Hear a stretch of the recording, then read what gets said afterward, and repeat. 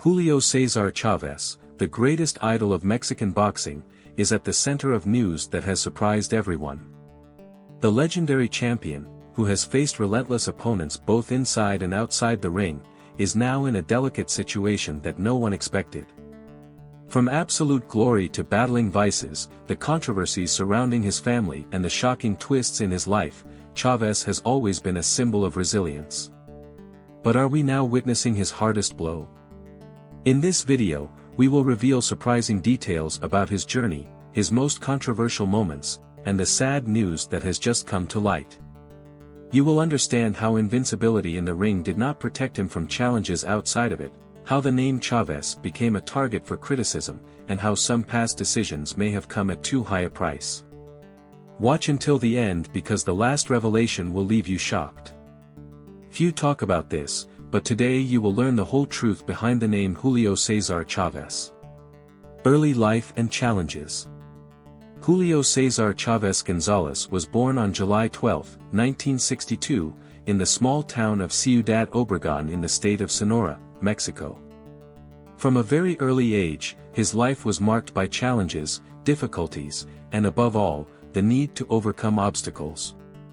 He grew up in a large, humble family, being one of 9 children of Rodolfo Chávez and Isabel González. His father worked as a railroad worker, a job that required a lot of physical effort and paid little, while his mother took care of the home and the children, trying to ensure that there was always food on the table, even if that often meant sacrificing meals for the children to eat. Julio's childhood was tough, marked by deprivations and moments when hunger was a constant presence. He and his siblings grew up in quite precarious conditions, living in a small wooden house in a poor neighborhood where poverty was a common reality among families in the region. The family's financial difficulties forced all the children to help from a young age, either with small jobs or learning to fend for themselves while their parents struggled to make ends meet. Despite not being trained, Julio already demonstrated a natural instinct for fighting, moving quickly and using his fists to assert himself, something that would become his hallmark in the future.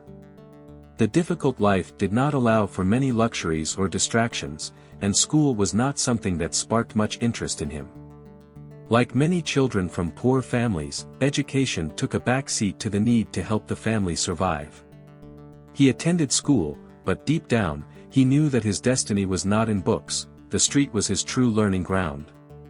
The spark of boxing. It was then that he began to take an interest in boxing. His older brother, Rafael Chávez, was already training and competing, and Julio followed his fights with admiration. Boxing appeared in his life like a light at the end of the tunnel, a real possibility to escape poverty. Inspired by his brother, he began training at home, imitating the punches he saw in Rafael's fights and in the few boxing broadcasts he managed to catch on television. He used anything as a punching bag, old pillows, rice sacks, and even walls. When he wasn't helping the family or playing in the street, he was practicing punches, trying to improve his movements in a self-taught manner. The move was not easy, away from his family and with few resources, he faced difficulties to sustain himself. But the need to succeed was stronger than any obstacle. He began training at the local gym, determined to make a name for himself in the boxing world. His trainer soon realized that this scrawny kid had something special. Besides talent, he possessed an uncommon determination. He didn't complain about tough training sessions, he didn't let difficulties bring him down, and he was always willing to give more than the others. It was in the Culiacán gym where he began to understand the true art of boxing. He learned techniques, improved his movement, and developed a style that combined aggression with intelligence. Unlike many young boxers who focused solely on brute strength, Julio César Chávez showed an incredible ability to adapt. He knew when to attack, when to defend, and above all, how to absorb punches without losing rhythm. His trainer knew he was in front of a diamond in the rough, ready to be polished. The rise to fame.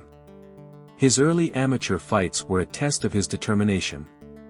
Without much support and without money, Julio needed to face more experienced opponents, often in uneven conditions. But he was not intimidated, each fight was an opportunity to prove his worth, and he gave it his all, fighting as if his life depended on it. And in a way, it did. With each victory, he gained more confidence. With each defeat, he learned a lesson and came back even stronger. His name began to circulate among local boxing trainers and promoters, and it wasn't long before he caught the attention of professional fight promoters. On fight night, Chávez entered the ring determined to prove he was worthy of being champion. The bout was intense, but he gave no chances to his opponent. With his characteristic aggression and precise punches, he defeated Martinez by technical knockout in the 8th round, capturing his first world title. This moment marked the beginning of his dominance in boxing, and the victory made his name start to be recognized internationally. In 1987, he decided to move up in weight to contest the lightweight title, a decision many considered risky. However, Chávez wanted to test his limits and show that he could be dominant in different divisions. His first major challenge in the lightweight division came against Edwin Rosario, an opponent feared for his strength and experience. Many believed this fight would be a true test for Chávez, as Rosario was known for his ability to knock out opponents with a single punch. The fight against Edwin Rosario took place in November 1987 and was one of the most memorable of his career. From the outset, Chávez showed he was not intimidated. With an impressive pace, he dominated Rosario round after round, applying devastating combinations and wearing down his opponent with constant pressure. The bout ended in the 11th round, with Chávez winning by technical knockout and capturing the WBA lightweight world title. It was such an impressive performance that it solidified his reputation as one of the best boxers in the world. After this victory, he remained undefeated and defended his new title against challenging opponents, demonstrating that his strength and skill were superior. But Chávez did not want to stop there. He had more ambitions and decided to move up again, this time to the welterweight division, where he would face even more challenges and the opportunity to confront some of the best fighters of the time. Between the 1980s and 1990s, Chávez simply did not know what it was to lose. His undefeated record grew with each fight, and the boxing world began to notice that something special was happening. In each bout, he appeared stronger, more prepared, and more dominant, which made his popularity soar. All of Mexico vibrated with each new victory, and his fans began to consider him not just a champion but a true national hero. The country mobilized to watch his fights, and his bouts became historic events. Chávez was known for his absurd endurance, his ability to absorb punches without flinching, and above all, for how he pressured his opponents from start to finish. He did not back down, showed no signs of fatigue, and never allowed his opponent to feel comfortable in the ring. This combination of attributes made him one of the most feared boxers of his generation. His aggressive style, along with his incredible capacity to withstand attacks, allowed him to defeat some of the best fighters in the world.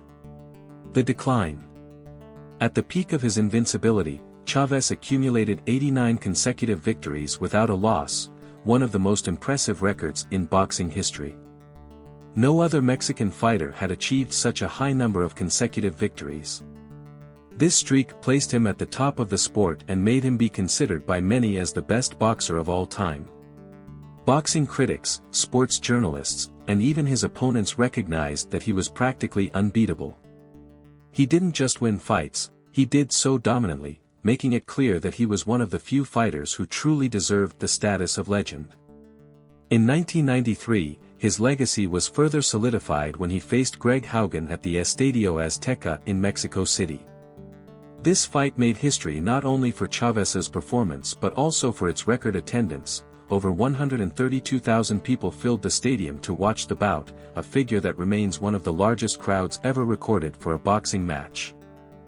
During the promotion for the fight, Haugen made disparaging remarks about Chávez and Mexican boxing, claiming that his previous opponents were taxi drivers and that his undefeated record was inflated.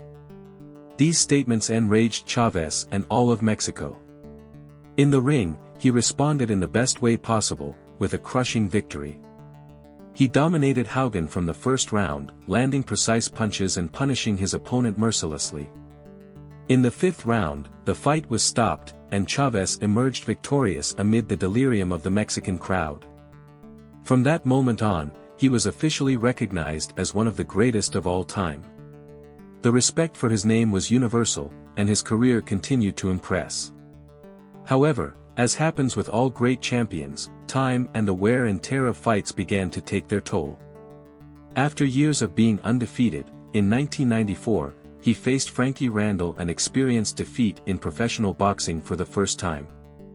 It was a shock to the sports world, as no one expected Chávez to lose. Randall won by a split decision from the judges in a closely contested bout. Despite this first loss, Chávez showed his resilience and regained the title in the rematch with a technical decision victory. However, this fight marked the beginning of a different phase in his career. From that moment on, battles in the ring began to become more difficult.